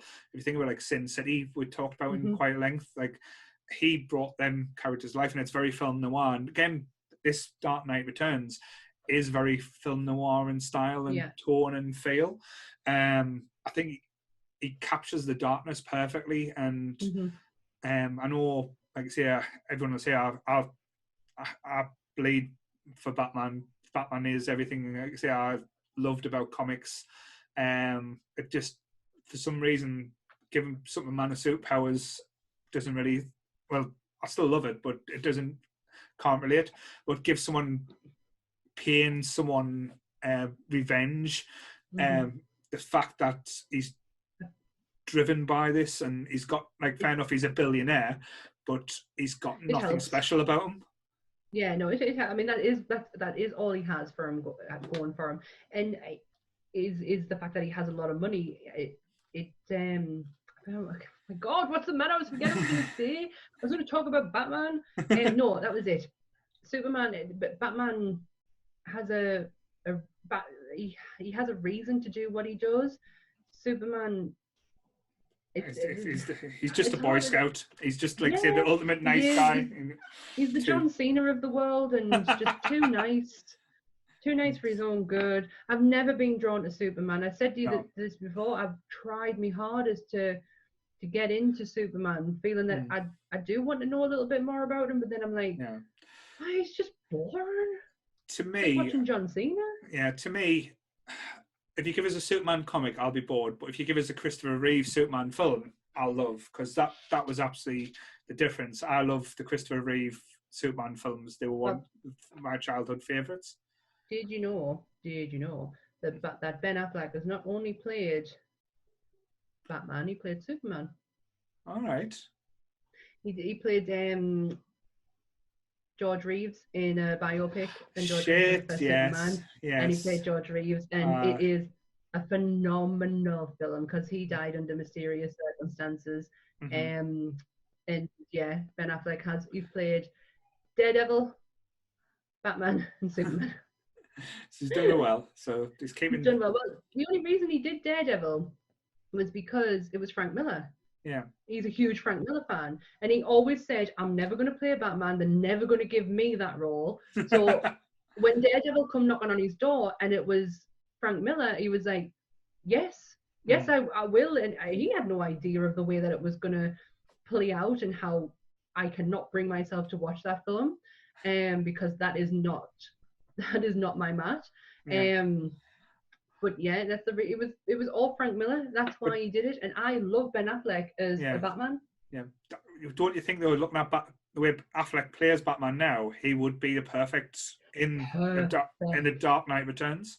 Oh, I got goosebumps going down my legs when you said that, because perfect, and I thought that's the route they were going with when it was announced, because I said he is perfect as an older Bruce Wayne, perfect. Like a bit jaded, and I know that touched on it and stuff, but like I say, we'll never know what was going to happen with the Snyderverse after, like I say. But the fans got their way. They got their way when it came down to the Snyder cut. You never know; they might get this petition going in order to for Warner Brothers to let him continue on. I doubt that he will. No, I would have loved to have seen. No, I'm not bothered about Zack Snyder. I just would have loved to have seen Affleck just play him more. I wanted to see more of him. I thought he was really good. I'm going to be honest, I'm not excited about Robert Pattinson. I'm not mad that Robert Pattinson's playing Batman. It doesn't make me angry, but I'm really not bothered about watching it. I was a bit skeptical, but when I saw the new trailer, I have to admit that trailer sold us, and like the new take on some of the characters that they've brought in. But the only thing that's worrying about that, again, it's just going through hearsay. There's a lot of talk behind the scenes that it's not working out, shall we say, the way that everyone's wanting to. So I think this might be a one and done for Pattinson, to be honest, but we shall wait. It's a shame. It is a shame, because I don't mind. Like, I'll never have an opinion when it comes down to a person playing a character. I can't. Like, I have my opinions of who I would have liked to, but Batman is so, you could do it in so many different ways. Like, you can have your old man, you can have your young man, you can have your even younger man. You know, there's so many different age groups you could fit with him, and I don't think Robert Pattinson gets the what's the word I'm looking for. I don't think he gets a lot of the appreciation that he probably should. I think Twilight really has hindered everyone's opinion on him, because that's what they look at. You don't look at the work he's done after that. He's a really good actor. Yeah, I think it's been harshly done by, but it's a hard one. But I am very excited as well of the return of Michael Keaton in the Flash movie as Bruce Wayne and Batman. I cannot wait to see what they do with this. If they mess up Flashpoint Paradox, I will be livid. It is one of my favorite animated films. It is perfect. It is a perfect animated film with so much going on and so many twists and turns. It's fantastic. If they can take anything from that and put it into what they're doing, and you've got an absolute winner on their hands. I really am interested in this. Like, I really am. I love the guy who's playing the Flash at the minute, and I always used to be a bit funny that it would never be Grant from the TV series. Well, he's going to be in the Flashpoint film, so. Oh my god! Grant Crossing, it was just brilliant as Barry Allen. Me and Ant were hardcore into the Flash, and I think when it started to get a bit like not as interesting. We lost off, but the first few series was just we were hard. Like, it was the Flash, Arrow, and Peggy Carter on a Thursday night. I used to come home from work and it was just straight on all three of them. It was great times for comic book television. So with anything, like I say, that's went on too long, but I think American shows do that too often these days now. They don't know when to stop. Yeah, but I think that's a conversation for another podcast. But yes, that's great. That's a good choice. Cool. So it's your number 4 now. My number 4 is from the DC Black Label. I can't pronounce the writer of this book. It is Stejepan Šušić. I have watched 100 people do a review on this book and not one person has been able to say his name right. It was released in 2019. I picked it up. I go in and out of comics. I'm hardcore into it, or I'm like, oh, I'll lax a bit. And I hadn't read an issue for a while, and I went on a website to find out hot comics of 2000, like what to read of 2019. This came up on the first item, that it was a must read, but you need to read the 3 parts. Like, don't just get all 3. So I did digitally, got them straight away. I had a sinus infection, and it kept us up. 3 o'clock in the morning, picks this up, did not put it down. Didn't care how ill I was. I had to finish it, and it is Harleen. I never actually. It is. I did see it, but it is amazing. I am not by any stretch a Harley Quinn fan. I am not. I've never found myself like getting hardcore into Harley. I do enjoy the Harley Quinn animated show with Keely Cuoco at the moment. That is brilliant. I think that is absolutely phenomenal. But I'm not a hardcore Harley fan, so I didn't know how this was going to go. But my God, it is absolutely stunning. It is the origin of Harley Quinn. Did it 3 parts, so there's 3 books to this. And the artwork it's all done by the writer. I cannot say his name. It's so hard. But he has done work on another comic book that I love. I think it was Rat Queens. Was it Rat Queens that he did? Yeah, it was Rat Queens. And his work is just absolutely unreal. Some of the I remember when I finished it, I took some screenshots of some of the panels, and they are just absolutely beautiful.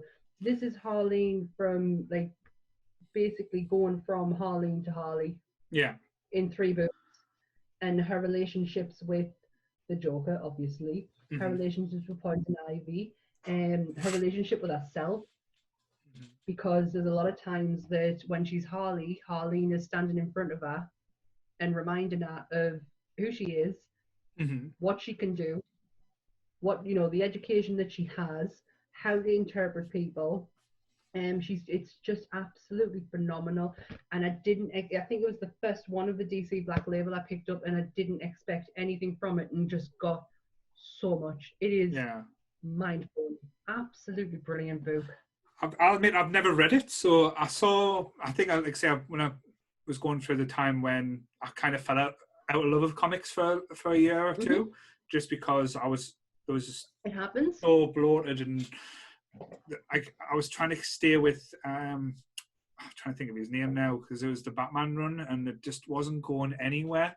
Was it Scott Snyder's run? Or... No, not Snyder. I don't know. Something King. Was it King? Can't remember. But when it was going through all the Joker's wars and all that bullshit, and it was just boring. Even the artwork was dull, and fair enough, a few of the covers were a bit interesting, but it's really easy to do that though. Marvel is I don't really follow a lot of DC, so Marvel is so exhausting. The amount of reboots that they did, and let's bring it all back to issue 1 again. We're gonna new big event, and I know that they've put a stop to that now. But it just got exhausting. You had Secret Invasion, then you had All New All Marvel, and then you've got which is the one where it all ended, and then they started again, and it got exhausting to the point where you cannot keep up with it anymore. At least Marvel made a joke about it, because like I said, they brought out was it Deadpool kills the Marvel universe and stuff like that, just to show it was a piss take on Deadpool going around killing everything. And I know they've done the Punisher as well, but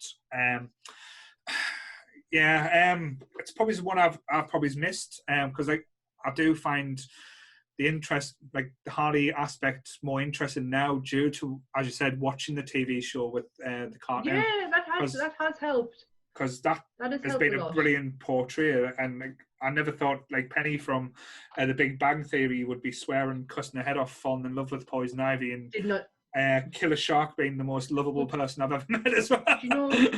Oh my God, I love him. But wasn't that relationship so natural? Yes. You could understand that transition for them too, because it's just so beautiful to watch them. Yeah, I felt sorry for Kite Man though. That was a bit sad. I love him. He's so great. I got a big surprise from that, because I'm not really I don't get excited that Harley Quinn was going to be in the Suicide Squad. I didn't get excited that she had her own film coming out. I love Margot Robbie. I think she's doing a fantastic job of it. I'm just not a fan of Harley Quinn.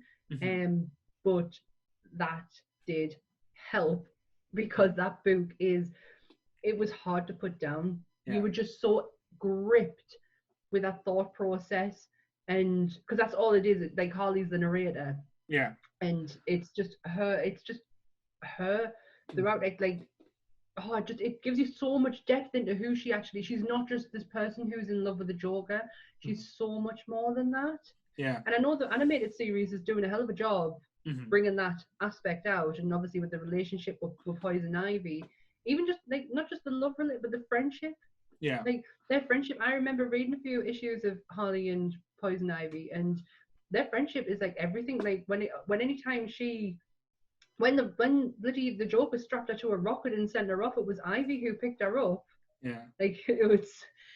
She was just so stupid to go back to him. And I love the fact in the series she didn't. I just love it. And that book is just it's a hard one to talk about, because it is an origin story, and I would love if you would pick it up without me trying to go in and ruin it. It is a really good read. So that's my number 4 pick. Cool. Harleen. So I've left this one for last, because again, just simply, it is my favourite comic, full stop, that I've read countless times over the years. It's just perfect. They've done loads of different versions. Again, I'm going to do similar to what I've done for the last one. I'm going to read a quote, just because I love this quote. It it's from other than Batman, my favorite comic book character that has ever been wrote about. It was the most interesting, and I related to him because I could see his point of view. But you'll know it straight away. So I'll do the quote again. The accumulated filth of all their sex and murder will foam up about their waist, and all the whores and politicians will look up and shout, "Save us!" And I'll look down and whisper, "No."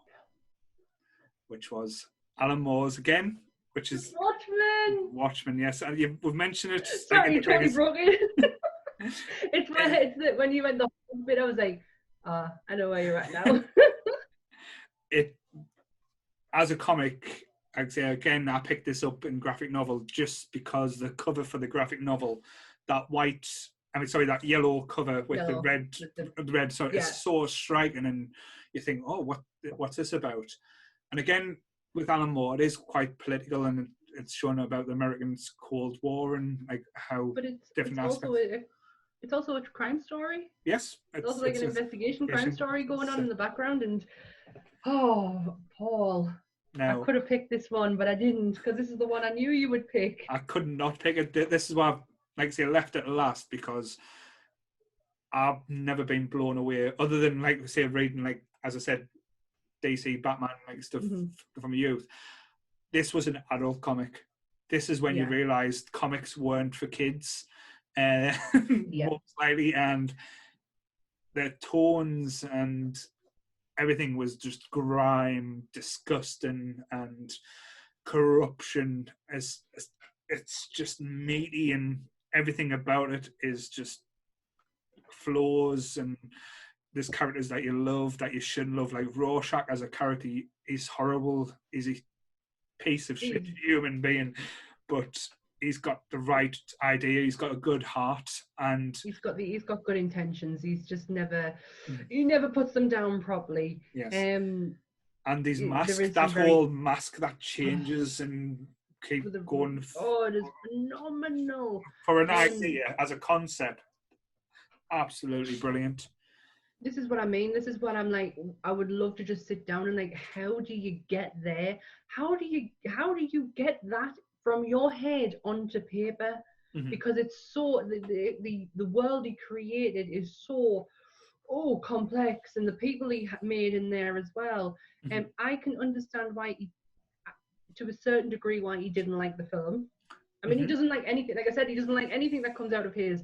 Yeah. But I personally really like. I think it's beautifully done. The cinematography of it, the costumes look how I would have expected them to look. Yeah.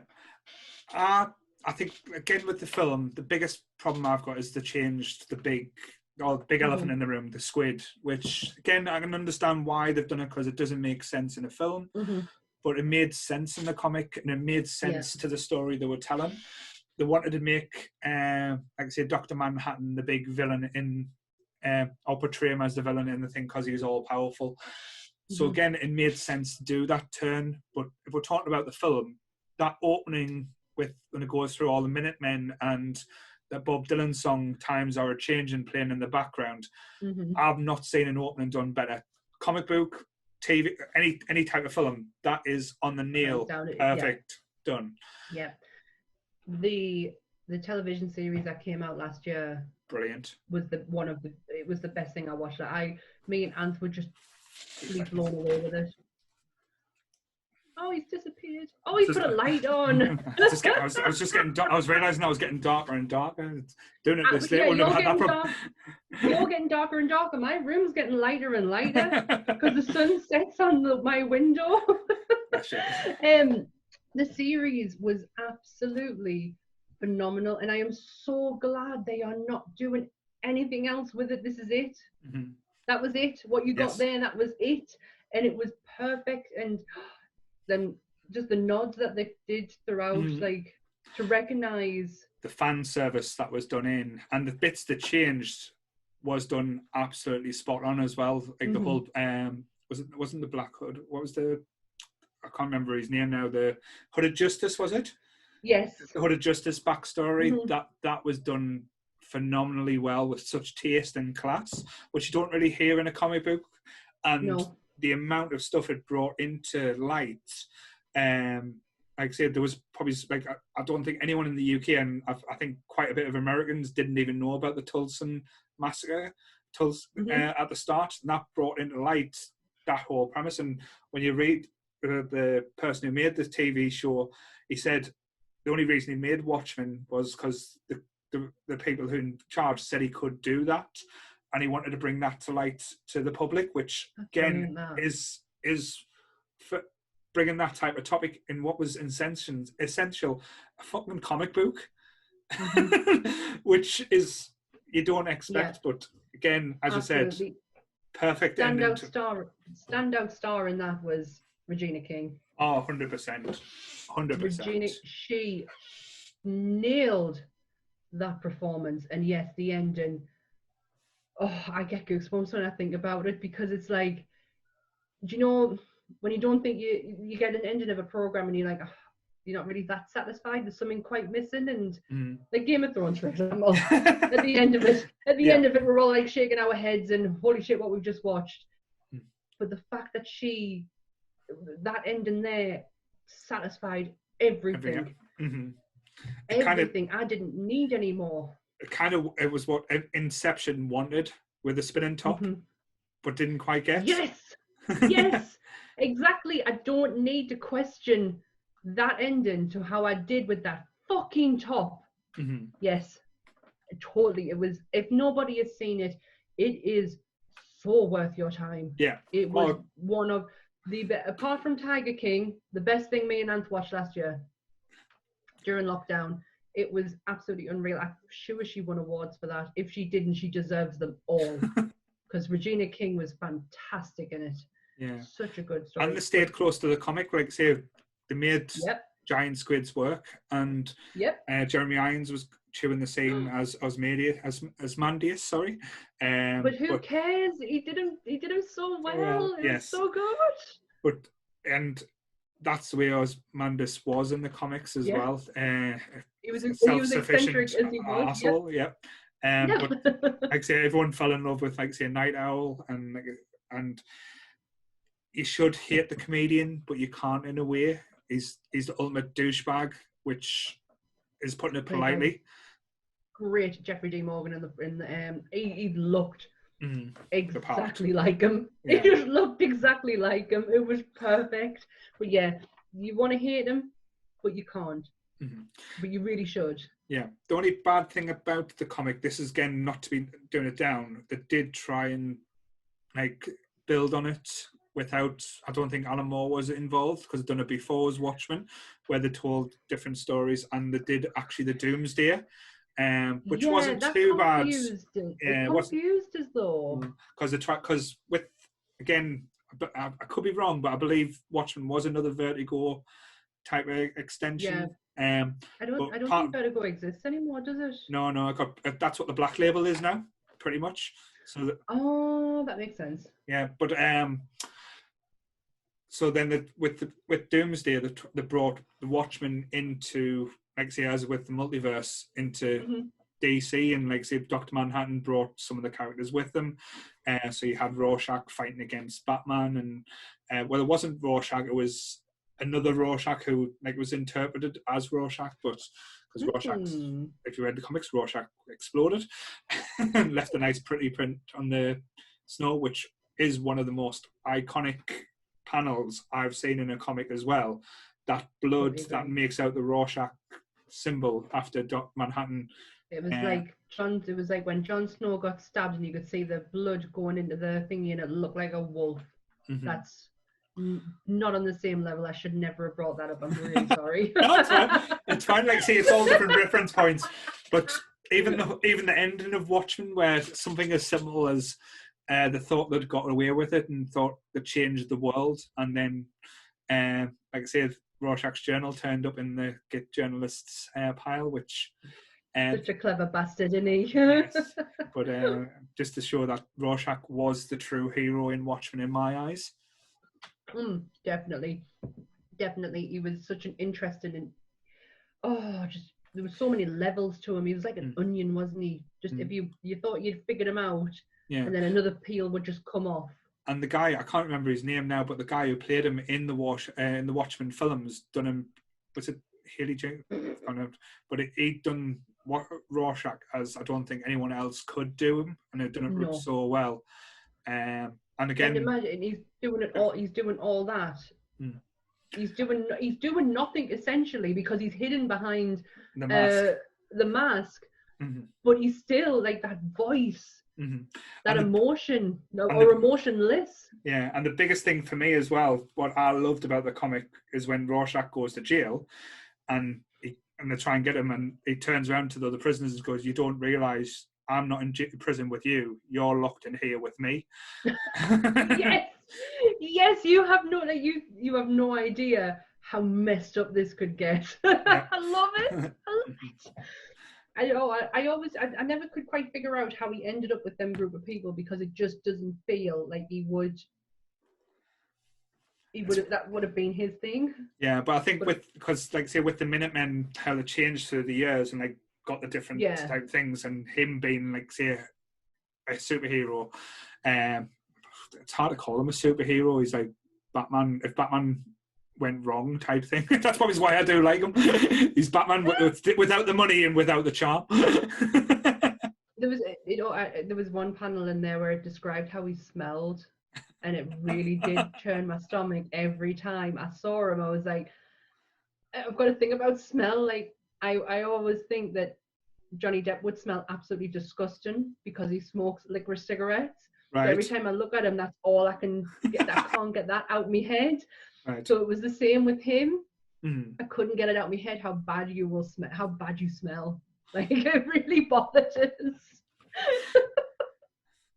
So strange. I shouldn't say these things out loud. I do myself no favors. That's fine, don't worry. But yes, so that's my final pick. And again, I don't know many people that who likes comics who hasn't read Watchmen. This is 101. This is where you get your comic education is through picking these books up. Yeah, and again, probably my choices are the most predictable of the choices. I've not tried to be too out there. I've not tried to be too clever with them. I've just went ones that do mean the world to us. This is what I said. I'm not going to be a smart ass about comics because I can't hold a conversation with them type of books, but what I can hold a conversation with is the ones that I fucking love. And there's a reason why I love them. And sometimes it's not even just like the story. Like the story could be really piss poor. No, but it just how it made us, or how I was at the time of when I read it. And like it's always comes from a feeling. And this is really like it leads me into my last pick perfectly. Because essentially it's not the best comic book in some people's opinion. They think it might be a little bit too far out there. It's from 2009. I could not do a comic book list without bringing this woman into it. So it's going to have Batgirl then, is it? No. All right, I apologise. I'll apologise. No, the woman is the writer.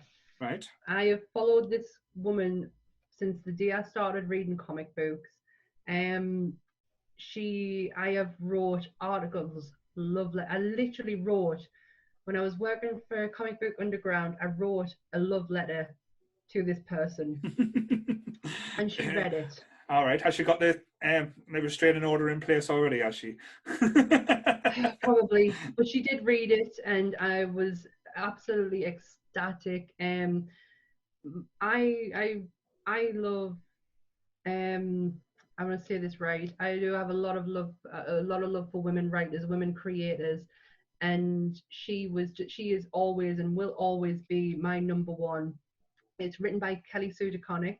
And if anyone knows me, they know fine well I was going to say her name. And if Brandon's listening to this from when he would have known straight away who I was talking about. Kelly Sue is my feminist icon. I love her so much. She is the writer behind Higher, Further, Faster. She brought Captain Marvel to what you see right now. She is actually in the Captain Marvel film. what you're getting cinematically is coming from her and Jamie McCalvary. And I didn't mention Carol. I didn't mention Captain Marvel, which would surprise a lot of people because I wanted this one to go in the pick because it is a really good book, and I got it at a perfect time when I had a very bad experience with in Forbidden Planet. Mm-hmm. So it's 2014. It's December 2014. This first issue is coming out, and I'm in Forbidden Planet. I am there for this reason, because this book is coming out, because I've been a Kelly fan for a bit. And I picked this book up, and I have a look, because I always have a look to see if there's any new first issues coming out. And I think it was a time when Sam Wilson's Captain America was hitting the stands, and so I picked that up because I thought, oh, that's iconic. And Angela, is it Angela Marvel? I think it was, or Angelina, or something like that. And I had a group of men behind us berating the shit out of us because I was standing there picking up comic books, and they were horrible.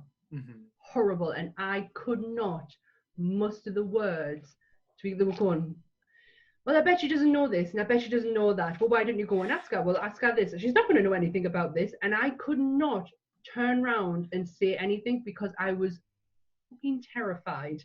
Yeah. But so isn't that's the whole gatekeeping culture, isn't it? Saying, oh, this person shouldn't be allowed that because they haven't experienced this, or shouldn't own or wear that because they haven't listened to this. It's a horrible subculture that comes in to everything, and I think horrible. It was horrible experience. Yeah. You hear people having them, and I don't expect to have it myself. But I think it was like looking at a Deadpool issue, and they were like, "Oh, she thinks she's gonna pick that up. She'll not have a clue." And I'm like, "Hang on a minute." Mm-hmm. I was like, "I know my shit. I can hold a conversation, but would them words come out of my mouth? They would not." So I up and left. I was really upset by it all. I went home, got on the internet, got onto my friends on Facebook, and told them what had happened. And my lovely friend Brandon, and I hope he's listening to this, made it very clear that is not how people are. It's a handful of people who are, rotten apples, but everyone else is so supportive of women in comics. But if you are feeling down in the blues, I recommend, and people know where I'm going to go with this because I say it anytime that I possibly can. He says, I recommend you watch this documentary. It's just come out. It's only like £6. Go and get it. So I did, and I watched it. It's called She Makes Comics, and it's all about the women of the comic industry. So the reason Ramona Frandon is a comic book artist from the 50s, from the Silver Age of comics, and the reason you have Batman and Superman and Aquaman all look the way they do is because of her. Up until then, they were boxed men with big muscles and a tiny waist and these big legs. She creatively sculpted how they should be looking, and she did Aquaman for so many years. Like, she is the reason you have the sculpture of your comic book hero without looking ridiculous, because she did that. A woman did that. It's brilliant, but Kelly Sue is a part of that. She'll get Rob Liefeld to watch it because his body shape's not the greatest, shall we say? Oh my god. Let's not get into Rob Liefeld at the minute. But Kelly Sue is part of that documentary, and then this book that I'm going to pick couldn't have come out at a better moment. It's called Bitch Planet. Right. There it is. It is a homage to exploitation women prison movies of the 1960s and 1970s. Basically, it's a planet where men rule all, and women who are non-compliant will be taken off the Earth, onto a planet which is a prison.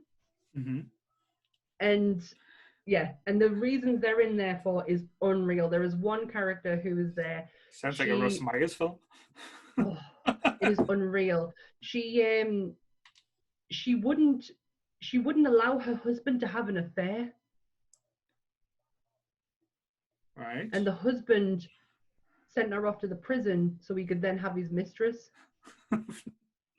This is how control the men have it. It just, I went for that reason to pick this book up and had that experience in that shop, and then came home and read it. Yeah. And I had never felt more fucking powerful reading this book, watching that documentary, and just having Kelly like just running through us. Yeah. I wish, I mean, I probably could have picked Captain Marvel, like, because again, it's just, she's someone who she didn't need a man to hold her hand, but it wasn't something that was like thrown in your face. Like, she didn't make it like Rey from Star Wars, when she constantly keeps telling him to get off her hand. She doesn't need to do that. She just has to pull it away. She doesn't have to say it. She just needed to pull her hand away. And Kelly was very good at doing that when it came to Carol. I love Carol so much. I even was interviewed by the BBC. I will find the article. I have the article still saved on my Facebook. But I was interviewed by the BBC when the new Captain Marvel film came out. So I love her, but this just came at the right fucking time. Yes. It's a shame that you had to go through that type of experience, and like I say, as a bloke, and again, I know it wasn't me, but it's a horrible thing for you to go through, because like I say, I'll never probably have to go through that. Fair enough. Probably the only way I could relate is like a few years ago, I was playing football. And again, I'm not the most skinniest of blokes. Like I say, I have piled the pounds on for a while, and I turned up at a match, and some lads on the other team turned around and went, "Look at that fat cunt over there." Oh my God. This is going to be an easy game. So I end up tearing them apart, because, like I say, some people don't know that, but I am, well, a few years ago, I used to be semi-pro footballer, so well, it is there's a bit of a shocking type of like I say, it's hard to relate, because but people are generalising by your look. You've just related right there. You can relate. It's just different aspects of different things, and that it was so surreal that the reason I was going into the shop in the first place was to pick Bitch Planet up, which is a feminist book, to then have that happen, to then to go home, and the reassurance I got from the community was massive. And I've never had that experience since. Even though I used to do YouTube with Carolyn, who's been on here, and we never got anything to say we don't belong in here. Whenever we talked about pop culture, comics, or anything like that, we were never told we don't belong here. So I've never had that experience. I am a big believer in that, and like I say, with starting up the Facebook group as well, like that community, we have stayed with that ethos as much as we can, where we are trying to be as inclusive. There's nothing that's we off are just topic. as one. Exactly. And no one's opinion is wrong. No one's opinion is right as well. That's the main part. I know, as I said, people will, when it comes to the nerdisms or geek culture, they will defend it, but I totally get that. Like, I understand. I'll defend a lot of things, but I will never get nasty about it. No, there's no need to. You can have a conversation with somebody where it doesn't need to get nasty. And to be honest, let's be honest, them people behind you in that comic book store has probably never smelt a girl before in their lives, so never mind being near one. So there was at least 3 of them, and I can always remember I could hear them, and I thought, don't turn around. I'm not a confrontational person. I may come across like I've got a bit of confidence in us, but I really don't. I'm not a confrontational person, and I didn't know what to say. And what just to say now, if them 3 people are listening to this podcast, fuck you. What the fuck? Your little finger came up. Why is that coming up? Your little finger just decided to pop up out of for no reason. Jesus. But yeah, go fuck yourselves. Like, and anyone else who's experienced anything like that, you are totally welcome. You are, it's not just it's not boys club at all. No. These books are for us as well as they are for men. Yes, and as we've seen through the podcast as well, most of our guests have been females. Women! They've been women. Unless Sean gets his little ass on here as well to give us a bit of support. I need to meet the person who he keeps talking about. You but won't be going back to Bitch Planet a second. It's 10 issues that ran from 2014 to 2017 and had 5 issues, like a limited issue coming out in 2017. this book has done my tits in with regards to it hasn't had an issue in ages, and she said it's not finished. Kelly, sort it out. Like, I need more. I need more of these women in my life. Like, it's very bright, and it's very you will get very angry over it. But what the best part about it is, Kelly has a newsletter. So she does a newsletter where she talks, and then she lets everyone, you know how you see in the back of comic books, people write in. So you see on the back, can you remember back in the day where it used to be like a little coupon that says, if you send this off with $1 or X-ray glasses. X-ray glasses. Right there. It's right there.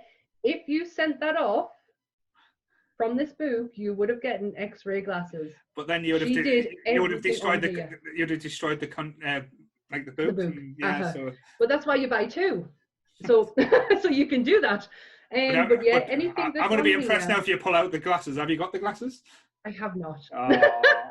I did not do that because I generally just thought this was just part of the gimmick that, you know, of the 60s and 70s. And it wasn't until the next issue that she said, you do realize you can go and get these things. Now this here, this NC, this is a massive, like this, you type in non-compliant tattoo, that will appear everywhere. It's become a symbol of a feminist, I don't want to say feminist movement because it might not be, everyone gets it for different reasons.